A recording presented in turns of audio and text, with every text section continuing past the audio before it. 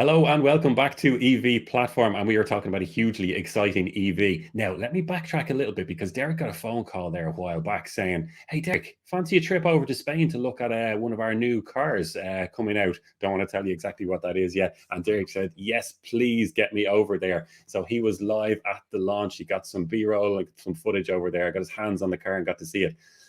Looking forward to this one.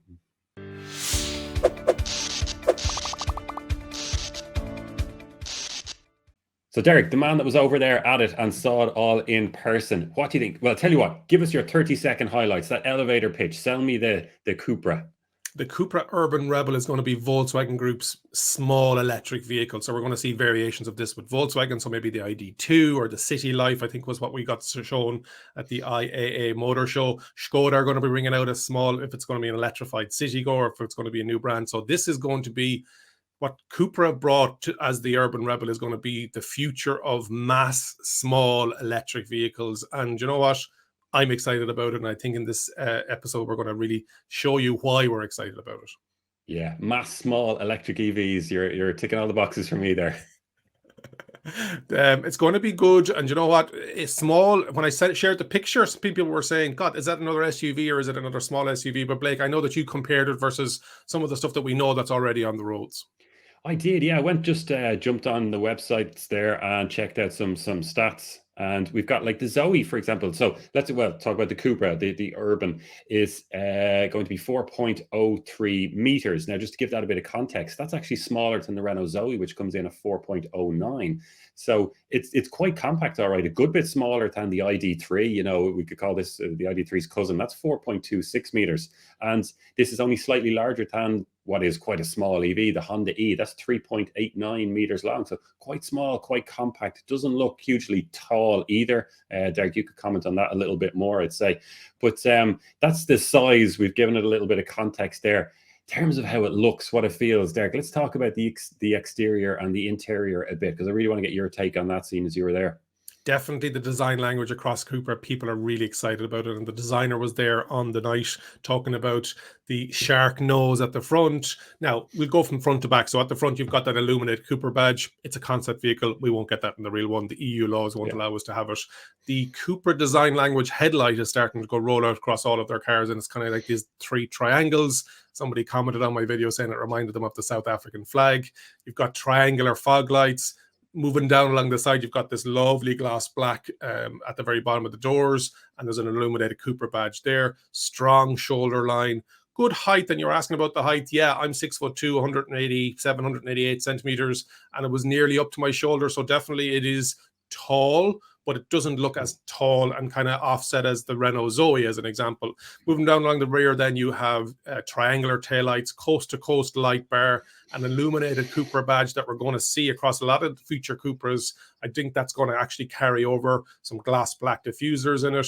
So styling-wise, a lot of people like it. A lot of people think it reminds them of the Kia EV6, kind of like a baby brother or sister. Some people reckon that look like the Lamborghini Urus, which is the opposite of what we actually want here with a large a combustion engine SUV. But externally, yeah, everybody I've talked to and everybody that's commented has said, we really like the look of this.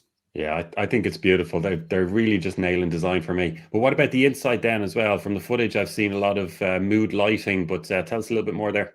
Yeah, so lighting is all over the place here, as in a good way. You've got that IQ light on the ID3, but that has now spread over to the doors as well. So you're going to get directional arrows and sat nav. It's going to flash red if it thinks you're going to crash into somebody. So using light reflecting off the front and the side mirror windows. You've got your augmented reality head-up display. You've got your driver instrument cluster, and you've got a button on the steering wheel that says boost, and it opens up two separate panels.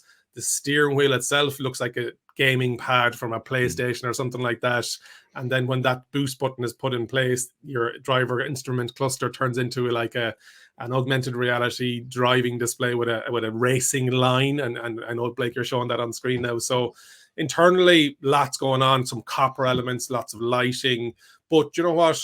It's that Cupra design language. There's copper elements. you'd know if you sat into it. And you know what? For a brand that's only 4 years old, you'd know you were sitting in a Cupra, and that's a lot to say for a new brand to be able to stamp itself on the design wise.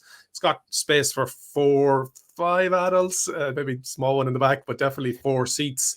It's a 4-door. Didn't look like it in the concept. People were thought it was a 3-door because the handles were hidden. But yeah, do you know what? Practical 400-liter boot is what I'm hearing from other YouTubers that had a bit more time with it.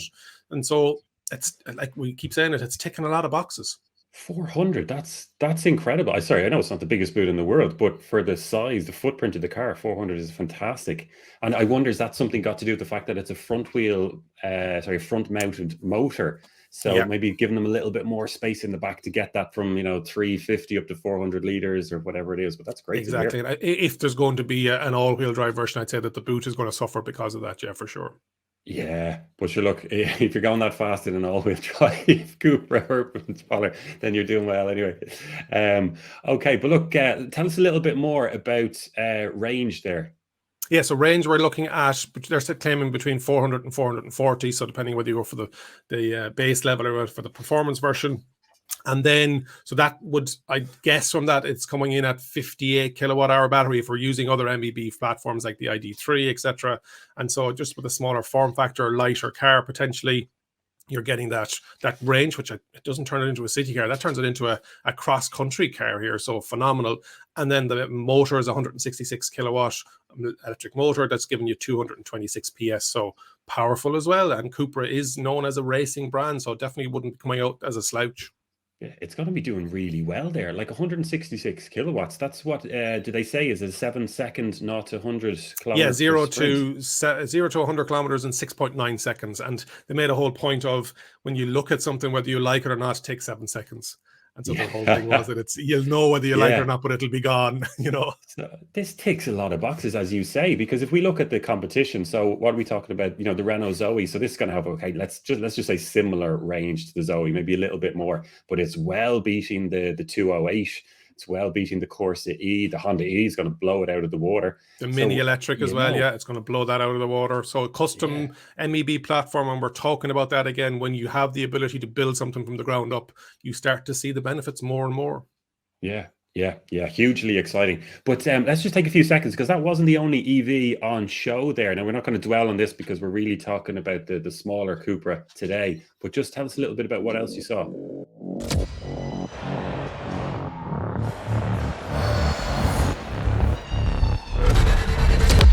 Yeah, so the Tavascan was there, which is their SUV, and that's going to be very similar to the Volkswagen ID5. So it is a coupe SUV. Looked beautiful externally and internally. We got some new images of what it looks like inside.